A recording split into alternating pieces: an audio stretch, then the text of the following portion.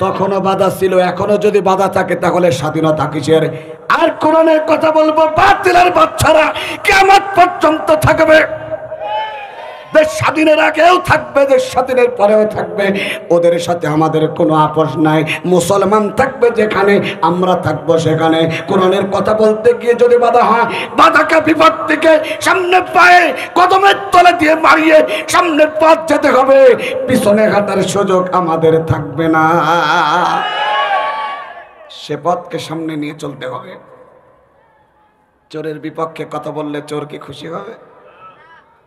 চোর তো বেজার হবে। আমাকে চোর বললে, ওরে বাবা এ হুজুর কে নিয়ে আসলো গো, বলবে কি বলবে না?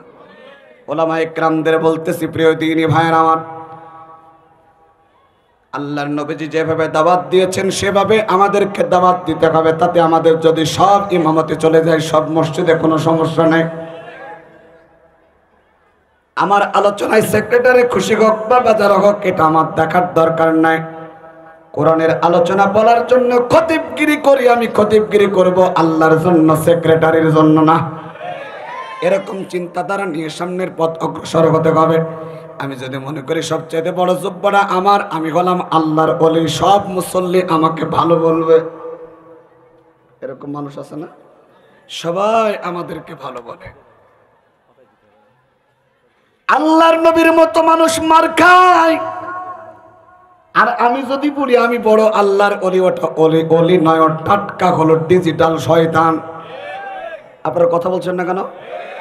আমি যদি মনে করি আমি কোনো রাজনীতি ফাজনীতি বুঝি না, আমিও ঝামেলার মধ্যে যেতে চাই না। লা ইলাহা ইল্লাল্লাহ কালিমা মিলল, কালিমা মিলেছে।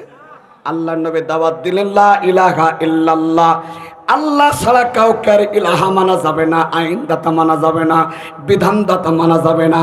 একমাত্র আইনদাতা, বিধানদাতা, ইবাদত পাওয়ার যোগ্য একমাত্র হলেন আমাদের আল্লাহ। এটাই হচ্ছে চিন্তাধারা। আপনি নামাজ পড়তেছেন যে কোরআনের তেলাওয়াত দিয়ে, ওই কোরআনের তেলাওয়াত দিয়ে সমাজ গঠন করতে হবে। ভাইরা আমার, বাবাজিরা আমার, রাসূল করিম সাল্লাল্লাহু আলাইহি ওয়াসাল্লাম সে দাওয়াত যখন মানুষের মধ্যে দিলেন, ওরা চিন্তা ভাবনা করলো মুহাম্মাদের এ পথের কাটা হতে হবে। মুহাম্মদকে এভাবে কালিমার দাওয়াত দিতে দেওয়া যাবে না। মুহাম্মদ যদি এভাবে কালিমার দাওয়াত দেয়, আমাদের পক্ষে কোনো লোক থাকবে না। কারণ মুহাম্মদ সত্য কথা বলতেছেন, এটা বাস্তব। কিন্তু ও কথা যদি আমরা মানি, তাহলে আমাদের দলে আর লোক থাকবে না। এরকম চিন্তা ভাবনার লোক খুলনাতে আসে না নাই? রাসূল করিম সাল্লাল্লাহু আলাইহি ওয়াসাল্লামের বিরুদ্ধাচরণ করলো আপন চাচারা। এক পর্যায়ে তারা কালিমার বিরুদ্ধাচরণ করার জন্য কিভাবে করা যায়, ওরা নিজেরা আইন পাশ করলো। আপনাদেরকে আমি প্রশ্ন করি, সেই আইনের ওই কথাটা আল্লাহ তাআলা কোরআনে রেকর্ড করেছেন, ওয়া ক্বালাল্লাযীনা কাফারু লা তাসমাউ লিহাযাল কুরআন।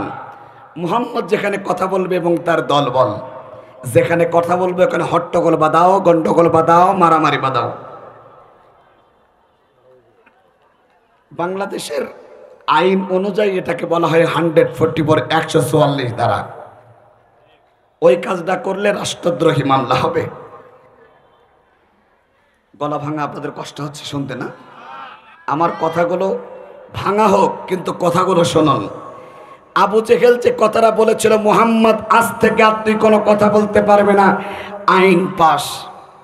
সংসদ তাদের, নেতা তারা, সংসদের সদস্য তারা, যে কথা বলবে সেটা জারি হয়ে যাবে। ওটা তখনও ছিল, বাংলাদেশেও ছিল। আইন পাস করে দিল, মুহাম্মদ আর তেলাওয়াত করতে পারবে না। এখন বলেন, আল্লাহর আইনের জোর বেশি না আবু জেহেলের আইনের জোর বেশি?